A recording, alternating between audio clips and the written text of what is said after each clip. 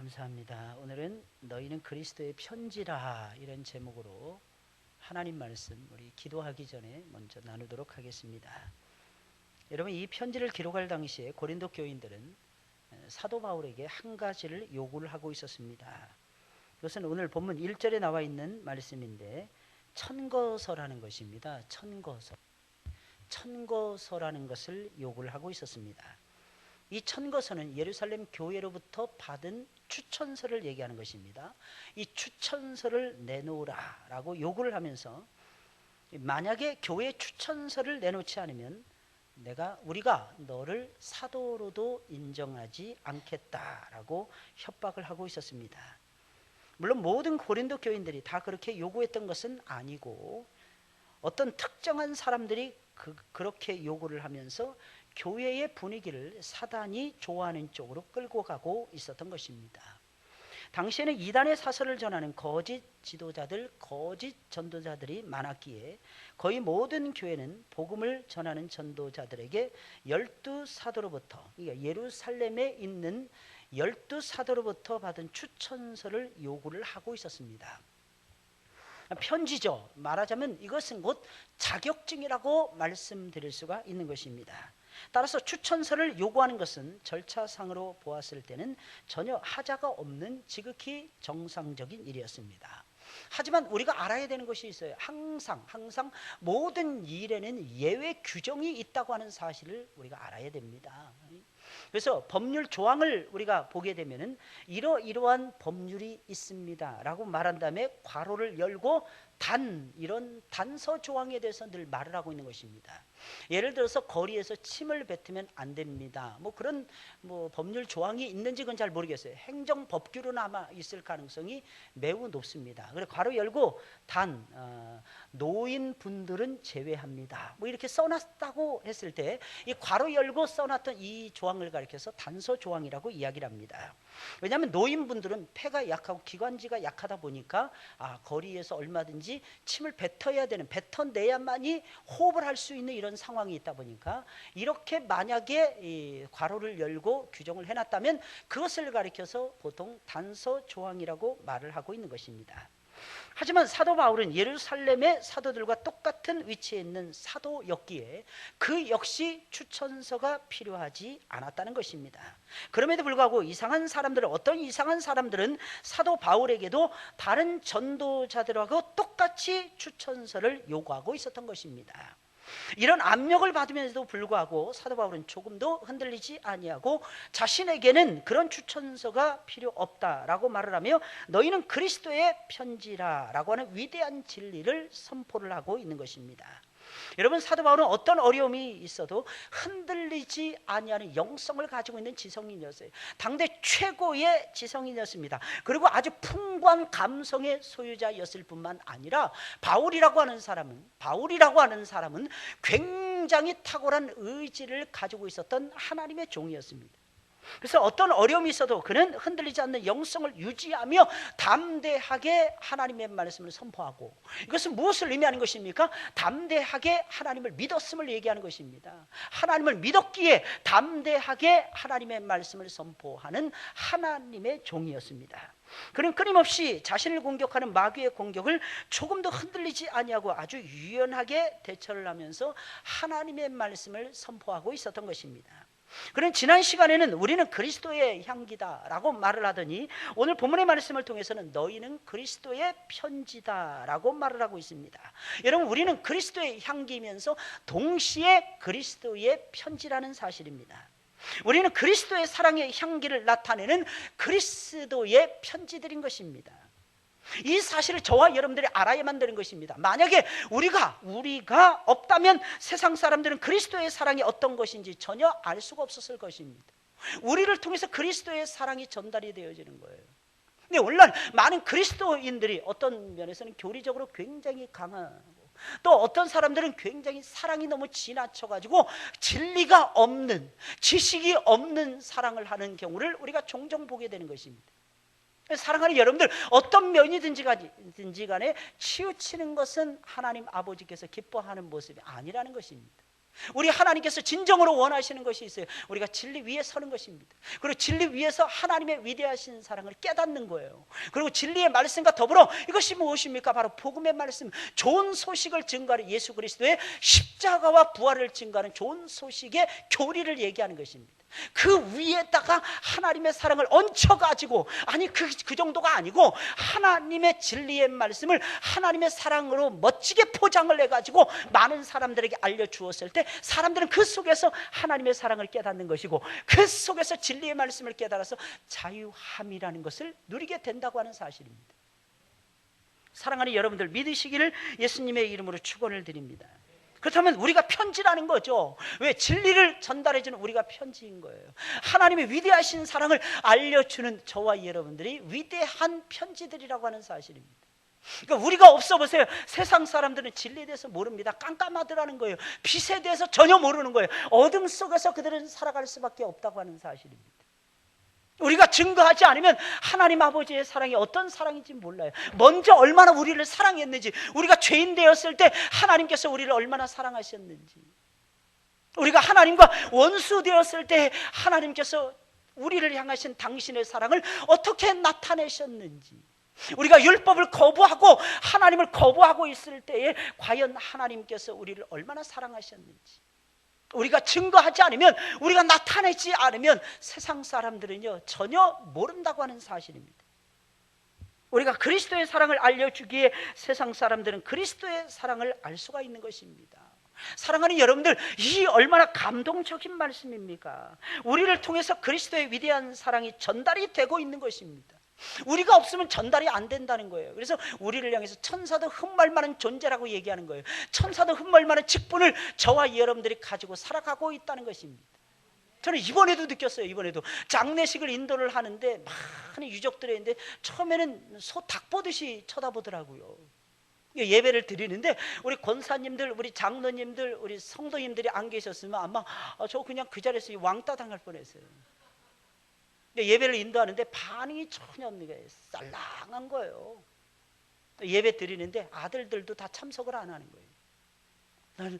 나는 그런 장례식 처음 봤어요. 아무리 안 믿어도 전부 다 와서 앉아 있거든요. 근데 시간이 갈수록 좋아지는 거예요. 처음에 임종한 다음에 위로 예배 드리러 제가 갔어요. 그때는 반응이 정말 쌀랑하더라고요. 그 다음에 입관 예배 끝나고 입관을 하고 입관 예배 드리는데 둘째 날부터 달라지더라고요. 마지막 하관 예배를 드리는데요, 저는 깜짝 놀랐어요. 사실은 제가 한 5분 이상 안 하려고 그랬거든요, 설교를. 너무 뜨거워서 특히 어디가 제일 뜨거워요? 발가락이 제일 뜨거운 거예요. 발가락이 미치겠네요. 식당에 가서 오죽 얼마나 뜨거웠으면 제가 찬물을 딱 보자마자 양말을 벗어가지고 발이 다 부을 정도였어요. 발이 익는 줄 알았어요. 발이 타는 줄 알았어요. 왜냐면 구두잖아요. 이 구두를 신고 있으니까 검은색 구두잖아요. 게다가 이게 그냥 흡수해 들어오는 거예요. 게다가 검은색 양말을 신었더라는 거예요. 검은색 구두에다가 검은색 양말, 이게 흡수하는데 그냥 미치겠는 거예요. 다른 분들은 다 가서 그늘에서 처음에 쉴 수가 있거든요. 하관 이렇게 준비하는데, 하관 예배 준비하는 그 시간 저는 다 지켜보고 이거 이렇게 하세요, 저렇게 하세요, 지시를 내려면. 그러니까 나중에 이전사가 우산 가지고 와가지고 저를 받쳐주는 거예요. 그래서 제가 발 받쳐. 발이 미치겠다. 미치겠네. 왜? 발 때문에 그냥 5분 이상 안 하려고 했어요. 너무너무 놀라운 사실은요, 그 유족들의 반응을 보고요, 제가 설교를 더 힘있게 전달해요. 그렇다고 해서 오해하지 마세요. 한 5분 조금 넘게 했습니다. 한 10분 정도 했나?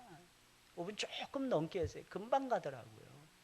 약한 것으로 심었는데 강한 것으로 다시 살고, 욕된 것으로 심었는데 영광스러운 것으로 다시 살고, 육의 몸으로 심었는데 신령한 몸으로 다시 살고, 얼마나 신이 나는지, 얼마나 감사한지. 중간에는 제가 웃기까지 했습니다. 장례 예배 인도하면서. 이상하게 이게 습관이 되니까, 첫째는 습관이 돼서 웃었던 거고, 너무 좋아서 웃었던 거예요. 너무 좋아서. 근데 너무 신기한 건요, 그분들도 말씀에 이렇게 빨려 들어와서 그러는지 제가 웃는데도 좋아하더라고요. 웃는데도 하나님 아버지 앞에서 예배 드린다는 이 중심을 가지고 있는 모습이 보이는 거 있죠. 그때 알았어요. 야, 하나님의 말씀이 정말로 위대하구나. 말씀을 나누면 나눌수록, 찬송을 부르면 부를수록 반응이 나타나는 거예요. 그 아드님들에게 예수 믿으셔야 됩니다. 다시 회복하셔야 됩니다. 전부 다 믿다가 타락한 사람들이야. 아들들도 그렇고 며느리들도 그렇고 말입니다. 근데 분명한 것은 하나님이 이번 장례식에서 분명히 역사하셨더라는 거 하는 사실입니다. 저는 믿어요. 반드시 돌아올 것입니다. 반드시. 이 믿음을 가지셔야 돼요. 우리에게 그 믿음이 없잖아요. 안 돌아옵니다. 그들이 안 돌아오는 이유는 그들의 마음이 강팍해서가 아니라는 것입니다. 우리에게 믿음이 없더라는 거예요. 그들을 받아줄 만한 믿음이 없더라는 것입니다. 왜? 우리에게 향기가 안 나는 거야. 사랑의 향기가 토해내져야 되는데 사랑의 향기가 안 나타나는 것입니다. 이 놀라운 사실 아니겠습니까? 그리스도의 사랑이 어떠한지를 알려주는 우린 그리스도의 편지들인데, 그저 우리는 포장하기에 바쁜 거야. 우린 진솔하게 내 안에 계신 보배로우신 예수 그리스도의 사랑을 나는 질그릇이라는 것입니다. 내 질그릇을 깨뜨리면서 전달해 주어야만 되는 것입니다. 그러면 누가 역사하시느냐? 하나님이 그 다음을 알아서 역사하시는 거예요. 하나님 바톤 터치 그러십니다. 우리가 그리스도의 사랑을 알려주기에 세상 사람들은 그리스도의 사랑을 발견하는 것입니다. 완전 호상 중에 호상이었어요. 너무너무 은혜스러운 시간이었고, 고인이 또 복이 너무 많은 거예요. 화요일 날 돌아가신 거예요. 할렐루야. 이게 화요일 날 돌아가시는 게 굉장히 중요합니다. 화요일 날 돌아가시면 목요일 날 장례식을 치르게 돼요. 그럼 목사가 바쁘질 않아요. 금요일부터 시작되면 목사가 바빠지기 시작을 합니다. 아니면 월요일 날 돌아가시든지. 근데 목사가 피곤하거든요. 주일날 지나서. 조금 쉬었다가 화요일 날 돌아가시는 게 딱 맞는 거야. 게다가 이분은 휴가철에 돌아가신 거야. 할렐루야. 그러니까 우리 장로님들, 우리 권사님들 연락이 가서 저하고 통화가 되니까 안 올 수가 없는 거야. 안 올 수가 없는 거야. 이번 장례식처럼 사람이 많이 간 장례식은 거의 없었던 것 같아요. 맨날 숫자 봉고차 하나는 채워야 된다고. 맨날. 이번엔 가만히 있어도 봉고차 하나가 그냥 저절로 채워지는 거, 오토매틱으로. 그러니까 고인이 복이 있는 거예요. 복이 있는 거예요. 돌아가시는 그 모습을 뵀는데 월요일 날 정말 평안해요. 숨이 그냥 막 그러시는 거예요. 그런데도 그 얼굴은 빛이 나는 거예요. 그 얼굴에는 하나님의 평강이 깃들어져 있는 거죠. 그래서 임종예배 마치고 그 다음날 새벽에 돌아가신 거예요. 할렐루야. 목사가 가서 임종예배 드리는 것도요, 엄청난 복이에요. 엄청난 복이에요. 유족들은 코가 석자나 빠졌어요. 혹시 우리가 잘못하는 것은 아닙니까? 우리가 잘못하는 거 아니냐는 거예요. 병원으로 모셔서 산소 마스크 끼워 드려야 되는 거 아닙니까? 근데 우리 공로 목사님이 전화를 먼저 받으신 거예요. 아닙니다. 그냥 댁으로 모시세요. 그동안 할 만큼 한 겁니다. 더 이상 맨날 마스크 끼고 뭐하러 그거 버텨요. 그거 식물인간으로. 물론 사람마다 좀 케이스 바이 케이스입니다. 좀 젊은 사람이라면 좀 놔둘만도 하겠죠. 90이 다 됐는데, 90이 다 됐는데. 호적으로는 93세인데 93세. 살 만큼 사셨고 몸은 정말 살면 살수록 몸은 더 힘들어 하시는 거예요. 그러면 때가 되면 저 임종예배 가서 하나님 빨리 모셔가라고 그렇게 기도했습니다. 잘못 기도한 거죠, 여러분들? 좀 더 사셔야 되는데 하나님 좀 붙들어 주세요. 치료해 주세요. 이렇게 기도해야 되는 거 아니겠습니까? 근데 가족들이 그 말을 들으면서 권사님과 가족들의 마음에 평강이 오는 거예요. 우리가 할 만큼 딱 했구나. 특히 우리 권사님. 우리 권사님은 입관 예배 드릴 때만 우시더니 안 우시더라고. 도통 입관 예배 드릴 때만 마지막 보내시는데, 근데 마지막에 저한테 학원 예배 다 드리고 식사하고 말씀하시는 거예요. 목사님, 이제 제가 교회 열심히 할 겁니다. 목사님, 제가 그동안 못했던 거 열심히 하겠습니다. 권사로서 잘못한 거 목사님 용서해 주시고요, 앞으로 저 기대해 주세요. 그게 신이 나신 거예요. 다들 쳐다보고 권사님 진짜 이상하시네. 이거 할아버지 보내신 다음에. 근데 사실 천국 환송 예배 드린 거예요. 하나님께 보내드린 거예요. 어차피 사람은 한번 죽는 거 정해져 있잖아요. 정말 호상 중에 호상이었던 것 같습니다. 여러분, 우리를 통해서 그리스도의 위대한 사랑이 전달이 되고 있는 것입니다. 따라서 우리는 예수님의 사랑을 증거하는 우리가 곧 편지들이라는 거예요. 사랑하는 여러분들, 믿으시길 예수님의 이름으로 축원을 드립니다. 전달자라는 거죠. 그리고 동시에 우리가 전달하는 내용이라고 하는 사실입니다. 내가 내용이 되는 거예요. 내가. 우리는 복음만이 내용이라고 착각할 때가 너무 많아요. 우리는 예수 그리스도의 십자가 그것만 전하면 된다고 착각할 때가 너무 많습니다. 아니에요. 여러분들의 얼굴도 편지라는 것입니다. 여러분들의 얼굴도 내용이라는 것입니다. 복음의 내용이라는 거예요. 여러분들의 삶 전체가 예수 그리스도께서 기뻐하시는 편지의 내용이라고 하는 사실입니다. 이걸 너무 많이 저와 여러분들이 간과하면서 살아가고 있다는 거예요. 마음이 아픈 거예요. 마음이 아파요, 이게. 그럼 우리는 어떻게 그리스도의 편지가 되는 것입니까? 우리는 어떻게 해서 그리스도의 편지가 된 것입니까? 첫째로 우리는 강권하시는 그리스도의 사랑의 역사로 말미암아서 그리스도의 편지가 된 것입니다. 강권하시는 하나님의 사랑의 역사로 말미암아서 저와 여러분들이 편지 글이 되었더라는 것입니다. 오늘 3절 상반부에 있는 말씀을 보면 너희는 우리로 말미암아 나타난 그리스도의 편지니, 우리로 말미암아 나타난 그리스도의 편지니 라고 말을 하고 있어요. 여기서 그리스도의 편지, 이거 그리스도에 관한 편지를 얘기하는 것입니다. 그리스도에 관해서 알려주는 편지를 얘기하는 것입니다. 근데 또 다른 의미가 있어요. 이게 무슨 의미가 있냐? 그리스도께서 직접 쓰신 편지라고 하는 뜻입니다. 그리스도에 관한 편지고 그리스도에 관해서 알려주는 편지입니다. 동시에 예수 그리스도께서 직접 써주신 편지라는 것입니다. 이게 그리스도의 편지라고 하는 의미인 것입니다. 여러분, 이 말은 그렇다면 무엇을 의미하는 것입니까? 예수 그리스도에 관해서 알려주는 편지, 그러면서 동시에 그리스도께서 친히 써주신 편지라는 것입니다. 다시 말씀드리면 우리는 그리스도께서 친히 편지가 되게 하심으로 말미암아 그리스도의 편지가 되었다는 뜻인 것입니다. 예수님이 우리를 쓰셨다는 얘기예요. 여러분, 어떻게 우리는 그리스도의 편지가 된 것입니까? 예수 그리스도께서 직접 당신의 사랑과 능력과 지혜를 전달하는 편지가 될 수 있도록, 편지가 되도록 강권적인 사랑을 저와 여러분들에게 부어주셨기에 그리스도의 편지가 되었다는 것입니다. 여러분, 이것은 사도 바울이 직접 체험한 일이기도 했습니다. 바울이 이 사실을 놀랍도록 체험을 했거든요. 그는 본래 예수님을 전혀 모르던 사람이었어요. 유대인 중에 골수 유대인이었습니다. 예수가 그리스도라고 하는 사실을 유포하고 돌아다니는 예수 믿는 그리스도인들을 붙잡아서 옥에 가두거나 아니면 참혹하게 학살하는 만행을 저지르던 원수 중에 원수였고 악인 중에 악인이 사도 바울이라고 하는 인물이었습니다. 그러던 그가 하루아침에 변해버린 거예요. 하루아침에 새로운 사람이 되었고 그 자신이 그리스도 예수의 편지가 되었던 것입니다. 어떻게 그렇게 된 것입니다? 아주 간단해요. 예수 그리스도께서 다메섹 도성으로 내려가는 그에게 나타나셔서 그의 영혼을 붙들고 그의 몸을 붙들고 그 안에다가 당신의 사랑을 부어주셨기 때문이라고 하는 사실입니다. 예수 그리스도의 놀라운 사랑을 체험한 것입니다.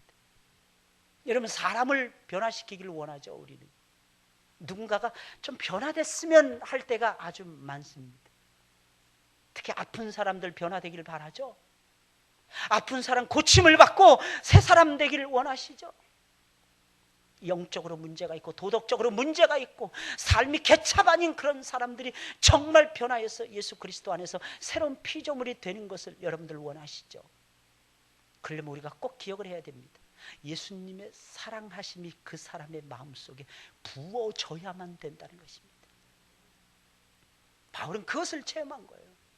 그것도 강권적인 사랑이었어요. 이 강권적인 사랑이라는 말은 이렇게 생각하시면 됩니다. 거부할 수 없는 사랑이라고 하는 뜻이에요. 거부할 수 없는 거예요. 거부할 수. 사실은 이번 주가 우리 교회 전 교역자가 휴가가 가는 주간이에요. 전 교역자가 다 휴가 가는 거예요. 저도 이번 주에는 좀 쉬려고 생각을 했습니다. 다만 교회만 떠나지 않고 교회 지키면서. 왜냐하면 첫째 이유가 지하 벙커 때문에, 시원한 지하 벙커 때문에. 다른 데 가면 책 보기도 힘들어요. 땀나고 비지비지 땀나고 힘들고. 근데 홀라당 휴가가 그냥 날아가 버렸어요. 휴가가. 근데 놀라운 사실은요, 그렇게 기쁠 수가 없습니다. 그렇게 즐거울 수가 없어요. 이유가 무엇입니까? 한 주간 내내 예수가 그리스도라고 외쳤기 때문입니다. 한 주간 내내 예수님의 사랑에 대해서 모르는 사람들에게 증거를 했고 몸으로 보여주었기 때문이라는 겁니다. 하나님 우리에게 그런 기회를 주신 거예요. 저에게. 우리 장로님들도 휴가 갔는데 오시지 말라 그랬더니 또 오신 분도 계세요. 어디 계십니까? 휴가 중이시네요. 푹 쉬고 오시지 마세요. 근데 아닙니다 목사님, 제가 가야죠. 금방 휴가 끝납니다. 그러시면서 오시더라고. 사랑을 증거해요. 사랑. 이게 사랑이라는 거예요. 사랑은요 입으로만 되는 것이 아닙니다. 사랑은 몸으로 표현해야 돼요. 사랑은요 뭔가 물질로도 표현해야 되는 것입니다. 내가 가지고 있는 소중한 것으로 예수 그리스도의 사랑을 표현할 줄 알아야 되는 것입니다. 다메섹으로 가는 그 길목에서 바울이라고 하는 사람은 예수 그리스도의 놀라운 사랑을 체험을 했습니다. 자기는 포행자였어요. 자기는 핍박자였습니다. 자기는 아주 못된 악인 중에 악인이었다고 하는 사실입니다. 그런 그를 예수 그리스도께서 찾아오셔서 만나 주셨다고 하는 사실입니다. 할렐루야. 그런 이 사랑을 여러분들 얼마나 그 사랑에 사도 바울이 놀랐겠습니까? 아마 눈이 그냥 캄캄해졌을 거예요. 앞이 캄캄해졌을 거예요. 사실은 너무 강한 빛을 쬐서 앞을 못 봤던 것이 아니라 예수 그리스도의 사랑이 너무 강렬하니까 눈을 뜨고는 예수님의 사랑을 볼 수가 없었다고 하는 사실입니다. 그러니까 어두워지는 거예요. 어두워지는 거예요. 귀로 들을 수밖에 없었습니다. 예수님의 사랑. 왜? 예수님에게만 포커스가 맞춰지니까 예수님이 자기 같은 죄인을 사랑했다 이것을 느끼게 되니까 예수님을 향해서 귀를 쫑긋 세우지 않을 수가 없었더라고 하는 사실입니다. 계속 귀를 세우는 거예요. 계속 바라보는 것입니다. 계속해서 전달하는 것입니다. 근데 하나님이 탁탁탁탁 사랑의 흔적을 남겨주시는 거예요. 나중에는 어떻게 돼요? 사도 바울이 그 사랑을 받으니까 사랑의 화신이 되어버립니다. 사랑의 화신. 그러니까 따라올 수 없는 사랑의 화신이 되는 거예요. 우리는 진리를 알지 진리가 너희를 자유케 하리라. 이 안다 이 안다의 의미를 알아야 됩니다. 지식적으로 체득하는 안다 그런 뜻이 아니에요. 몸으로 깨달아 안다 이런 뜻입니다. 결혼 관계에서 부부간에 서로 결혼을 했어요. 그러면서 몸뚱아리를 서로 다 알듯이 서로의 생각을 홀라당 전부 다 알아가듯이 안다라고 했을 때 안다라는 표현을 유대인들은 사용을 했다라는 것입니다. 완전히 벌거벗은 상태에서도 서로 알고 사랑한다 이런 뜻인 것입니다. 그러니까 사랑의 관계 속에서 알아가는 지식, 그것이 곧 유대인들이 생각하는 안다라는 것입니다. 유대인들이 생각하는 안다 이것은요 곧 사랑한다 이런 뜻인 것입니다. 사랑하는 여러분들, 진정 여러분들은 그리스도 예수의 사랑을 알려주고 있나요? 우리 강권적으로 받았잖아요. 강권적으로. 날 사랑하심을 어떻게 우리가 거부합니까? 날 사랑하심을 어떻게 우리가 저버립니까? 날 사랑하심을 어찌 저와 여러분들이 증거하지 않을 수가 있겠습니까? 하나님은 지금도 우리에게 강권적인 사랑의 모습을 보여주고 계십니다. 그리고 우리 역시 편지니까 너희도 역시 증거하라. 하나님의 사랑을 증거하는 자가 되라. 그리스도 예수의 그 피 흘림의 사랑을 증거하는 하나님의 종이 되라 라고 하나님께서는 우리에게 요구하고 있다고 하는 사실입니다. 우리가 편지가 된 이유가 무엇입니까? 예수님의 사랑을 나타내는 편지가 된 이유가 무엇이겠습니까? 그리스도께서 우리에게 강권하시는 사랑을 먼저 우리에게 보여주셨기 때문이라는 것입니다. 사랑하는 여러분들, 보여주시는 여러분들이 되시기 예수님의 이름으로 축원을 드립니다. 한 주간 내내 엄청나게 바빴던 것 같아요. 눈 딱 뜨니까 주일이 지나가 버렸어요. 눈 딱 뜨니까 금요일이 돼서 여러분들 앞에 서 있는 그런 기분이에요. 얼마나 바빴는지 몰라요. 우리 도영이 마지막 서류 절차를 월화 아침까지 처리를 했어요. 새벽 예배 끝날 때까지. 그리고 딱 전화를 받은 거예요. 그리고 장례식에 바로 달려갔던 것입니다. 일이 얼마나 많았는지 몰라요. 게다가 아주 기쁘고 즐거운 소식을 한 주간 동안에 3건을 들었어요. 3건. 어떤 분이 자격증 시험에 합격했다는 소식. 얼마나 기뻤는지 몰라요. 또 어떤 분이 교수 임용고사를 받는데 학교에서 영어로도 강의하고 한국말로도 강의를 하고 또 면접까지 다 보고 그런데 통과를 받다는 거 아니겠습니까? 기분이 너무 좋았어요. 그리고 오늘 우리 도영이가 성균관대학교 합격했다는 소식까지 들었어요. 하나님은 진짜 대단하신 분인 것 같아요. 저 오늘 오후 내내 하나님 앞에 감사의 눈물을 흘리고 있어요. 하나님 정말 감사합니다. 그래서 여러분들 꼭 기도하라고 말씀드리는 거예요. 우리는 기도해야 되는 하나님의 백성들입니다. 어떤 일이 딱 결과가 딱 주어지면 우리 알게 되잖아요. 뭘 알게 되는 것입니까? 내 힘과 내 지혜로 이것을 얻은 것이 아니라는 것을 우리 분명하게 알게 되잖아요. 이게 하나님의 사랑의 열매라는 것이구나. 근데 우리가 무엇을 해서요? 예수님 신뢰하고 의지한 것밖에 아무것도 없어요.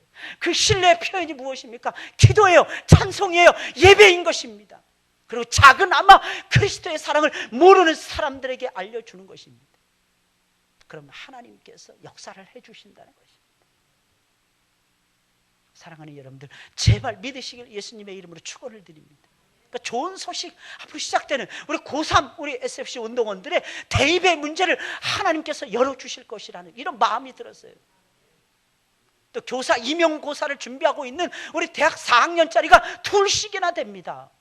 이 아이들의 진로를 놓고 저는 연초에서부터 기도하고 있어요. 여러분 어떠십니까? 여러분 쉬지 말고 기도하세요.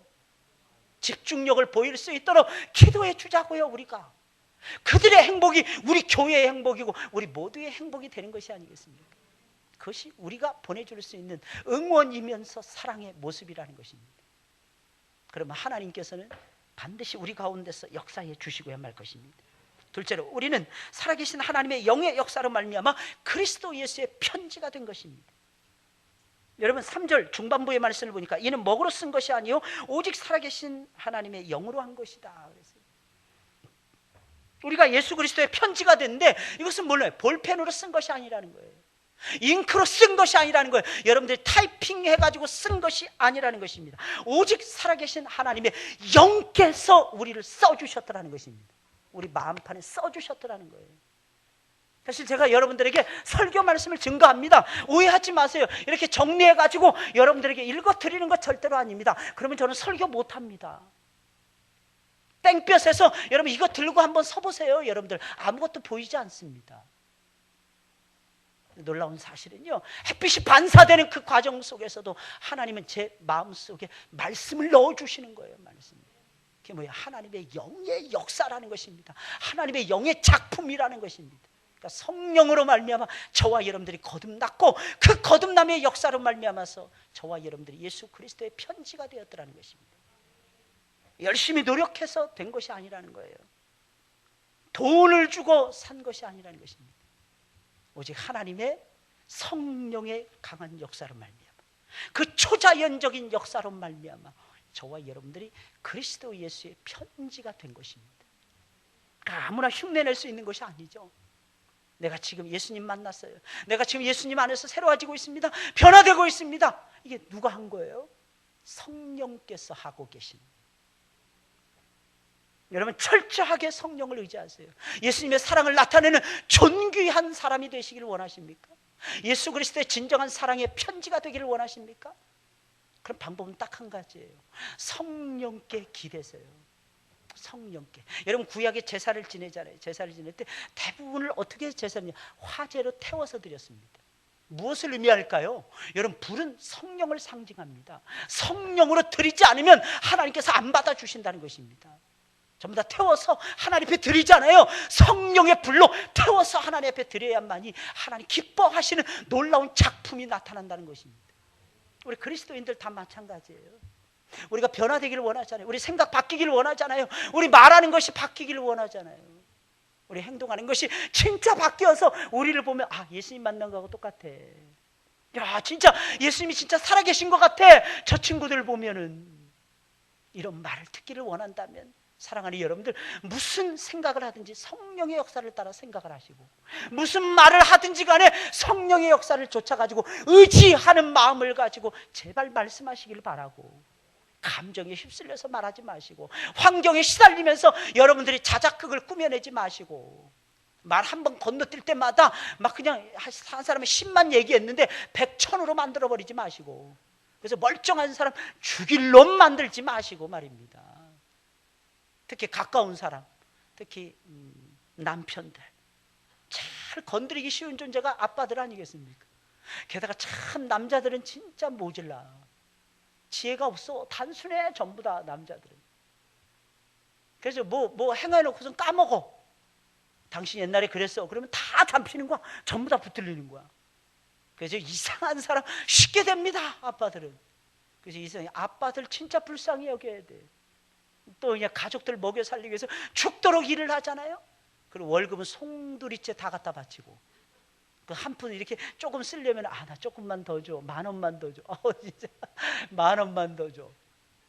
10,000원 가지고 뭐 하려고 그랬는지 모르겠는데 10,000원만 더 줘. 아니면 50,000원만 더 줘. 치사해서. 돈은 사실 내가 다 투자한 거야. 내가 다 벌어온 거야. 그런데 쓸 때는 보면 왕은 따로 있더라는 것입니다. 그 남자들 불쌍히 여기셔야 되는 거예요. 사랑하는 여러분들, 항상 여러분들 제발 여러분들 마음, 감정 이런 거 가지고 하지 마시고 능하신 성령의 역사로 말미암아 하나님의 사랑에 강권하시는 역사로 말미암아 저와 여러분들이 말씀을 증거하시고 말을 하시고, 또 내 힘 가지고는 못 살잖아요. 뭔가 행하려는데 어떤 때는 지칠 때가 너무 많아. 힘들 때가 너무 많다라는 것입니다. 인생이라는 게 겉껍데기만 멋있어. 언제 홀라당 쓰러져서 죽을는지도 몰라. 그러니까 성령의 의지에서 하나님의 영에 붙들려서 제발 여러분들 일하시고 공부하시고, 어떤 일이라도 특별히 주의 일들, 주의 일은요 성령의 역사가 아니면 절대로 감당할 수 없습니다. 늘 깨어있으라는 이유가 그래서 그런 거예요. 성령을 언제 받습니까? 제일 흔하게 성령을 아주 쉽게 받을 수 있는 방법은 사도행전 1장이 말을 해주고 있습니다. 뭐 했어요? 기도했어요. 기도. 근데 거기 앞에 하나의 부사가 하나가 딱 붙습니다. 뭐가 붙어요? 전혀 기도에 힘쓰니라. 전혀. 이게 무슨 말이에요? 기도만 생각하는 거예요. 기도에 집중하는 거예요. 그리고 기도에 힘쓰잖아요. 그럼 성령이 충만하게 임재를 하십니다. 성령의 나타남과 능력이 생기게 되는 거예요. 할렐루야. 어떻게 우리가 그리스도의 편지가 된다고요? 성령의 강권하시는 역사로 말미암아, 그리스도의 사랑의 강권으로 말미암아, 두 번째는 성령의 강권하시는 역사로 말미암아, 마지막 세 번째로 우리는 육체의 신비에 말씀이 새겨짐으로 그리스도의 편지가 되는 것입니다. 이게 무슨 말이에요? 여러분, 내용이 없으면 무슨 내용이 있어요? 내용을 갖추어야죠. 그 내용이 뭐예요? 하나님의 말씀을 우리 안에다 새김으로 말미암아서 그리스도 예수의 편지가 된다는 것입니다. 내용이 있어야죠. 뭔가 내용이 있어야죠. 3절 후반부에 있는 말씀입니다. 돌비에 쓴 것이 아니요 오직 육의 신비에 쓴 것이라 그랬어요. 여기서 돌비라는 것은 돌로 만든 비석을 얘기하는 것입니다. 육의 신비란 우리의 마음의 판을 얘기하는 것입니다. 돌비에, 돌판에 새긴 것이 아니라 마음판에다가 새겨 주었다라는 것입니다. 무엇을? 하나님의 말씀을 얘기하는 거예요. 여러분, 하나님의 말씀을 우리 마음판에다 하나님이 새겨주심으로 말미암아 저와 여러분들 예수님의 편지로 만들어 주시는 것입니다. 모세가 처음 하나님의 말씀을 받을 때는 돌판에다 받았어요. 돌비에다 받았습니다. 하나님께서는 당신의 말씀을 사람의 손을 거치지 아니하시고 당신이 직접 불로 돌판에다가 새겨 주셨습니다. 하나님께서 당신의 말씀을 돌판에 새기신 것은 뜻이 있었어요. 무슨 뜻이었냐?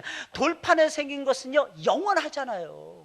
없어지지 않잖아요. 웬만하면 없어지지 않잖아요. 그러니까 하나님 말씀은 영원하다, 이런 뜻으로 돌판에다가 새겨놓은 것입니다.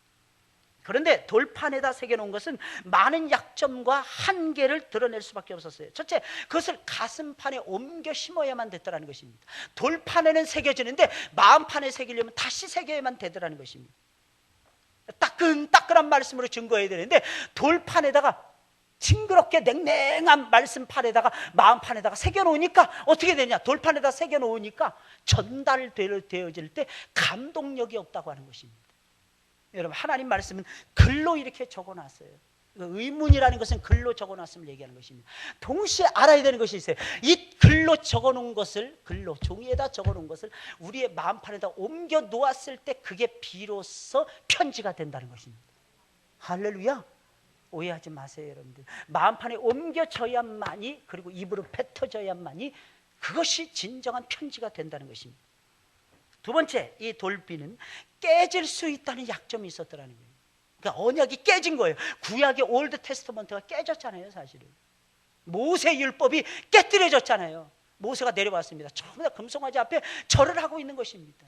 모세가 화가 나서 두 돌판을 그냥 땅에다 떨어뜨렸습니다. 어떻게 깨져버렸어요.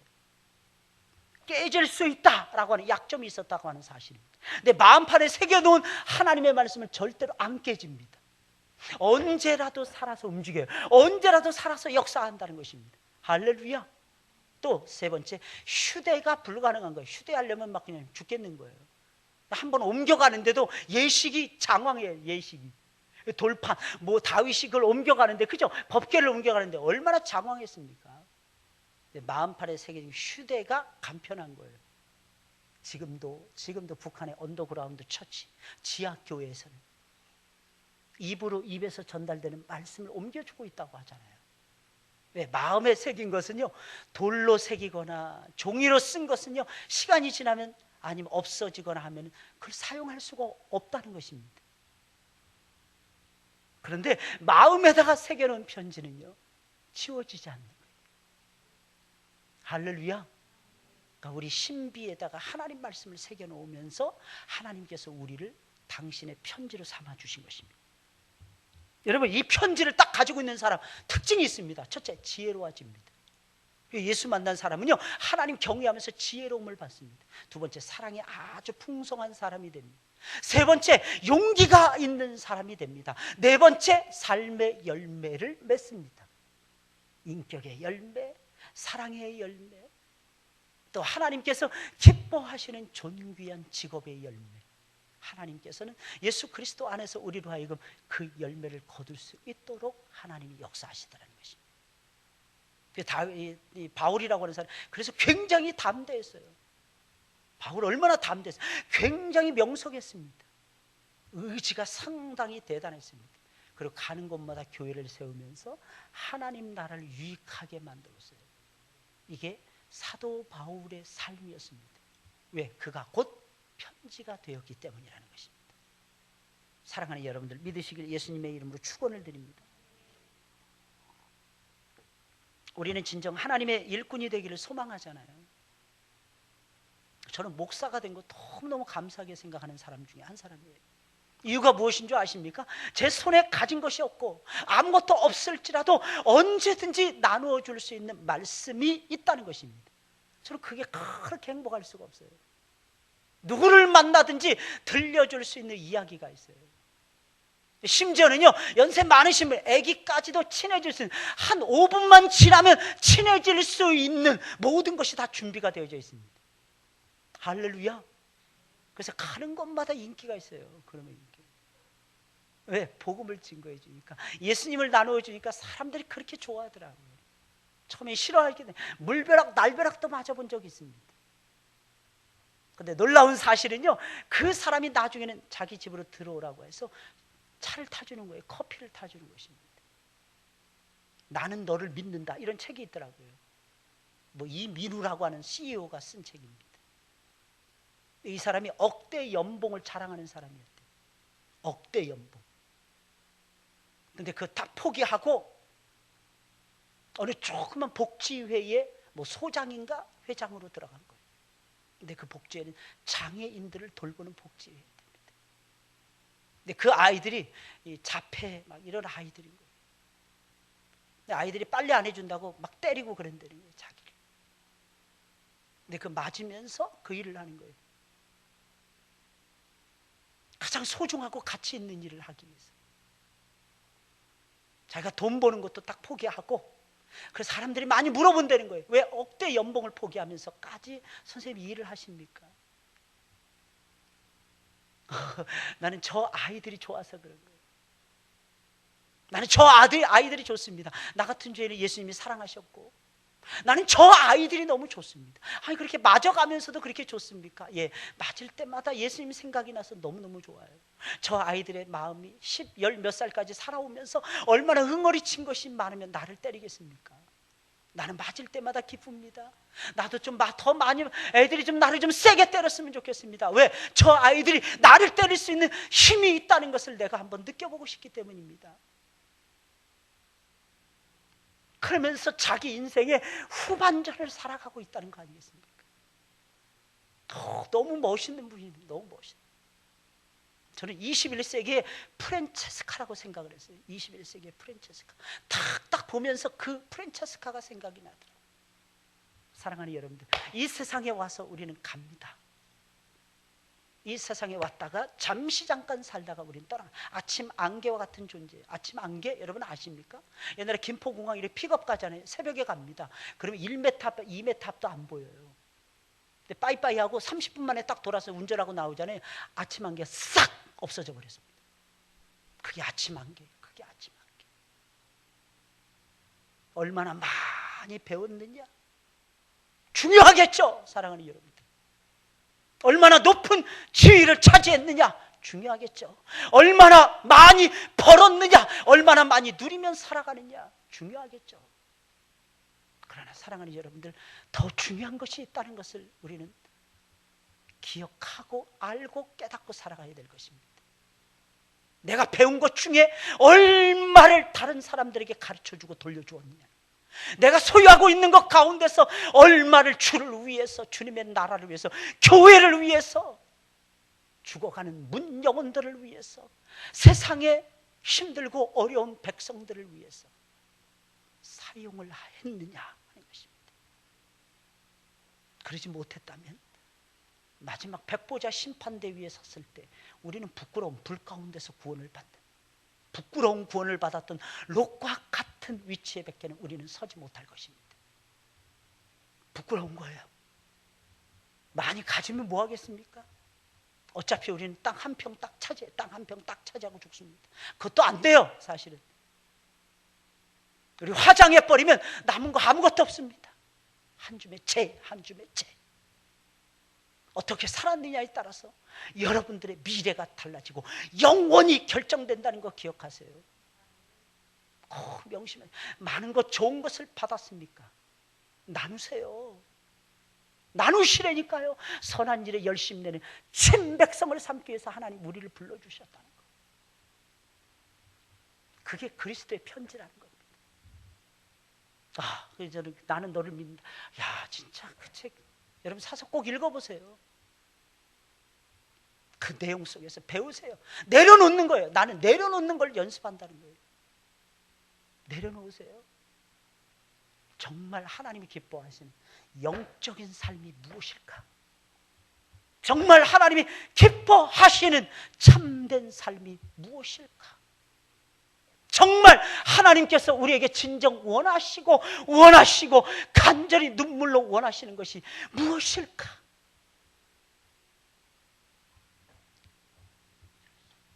우리는 그것을 고민해야 됩니다. 그리고 결심해야 됩니다. 그리고 그대로 살아가셔야 돼요. 그랬을 때에 우리의 삶이 아름다운 거예요. 아름다운. 늘 말씀드리죠. 우리는 꽃보다도 아름다운 존재라. 근데 풀보다도 추해질 때 많죠. 난 깜짝 놀라서 돼지 돈 마트도 있더라고. 포크 마트도 있더라고. 포크 전문 마트. 처음 봤어. 우리 신방 갔다가 들어오는데 저기 포크 전문. 한국 보통 같이 팔잖아요. 소고기하고 다. 그죠? 심지어는 닭고기도 같이 팔잖아요. 정육점에 가면. 근데 그 포크 전문점이 있더라고. 저 그거 보면서 이런 생각 들었어요. 우리도 좀 전문적이 됐으면 좋겠다. 예수 전문점. 할렐루야. 삶의 전문가.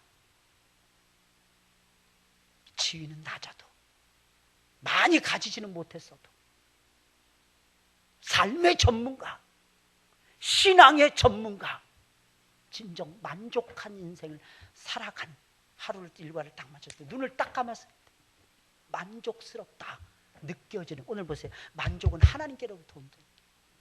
만족은 하나님께로부터 떨어진다는 거예요. 믿으시기를 예수님의 이름으로 축원을 드립니다. 우리 한번 선포해 볼까요? 나는 그리스도의 편지다. 여러분들 그리스도의 편지로 살아가세요. 대충 살지 마세요. 인생 재미없어요. 고난 받으세요. 여러분들 고난 없는 인생 아무짝에 쓸모없습니다. 사랑을 제발 나누세요. 다른 사람들 좀 돌봐보세요. 아무 대가 바라지 마시고 말입니다. 그게 편지예요. 그게 편지. 여러분들 하나님이 편지로 쓰기를 원하시는 거예요. 이 세상의 편지. 할렐루야. 할렐루야. 믿으시기를 예수님의 이름으로 축원을 드립니다.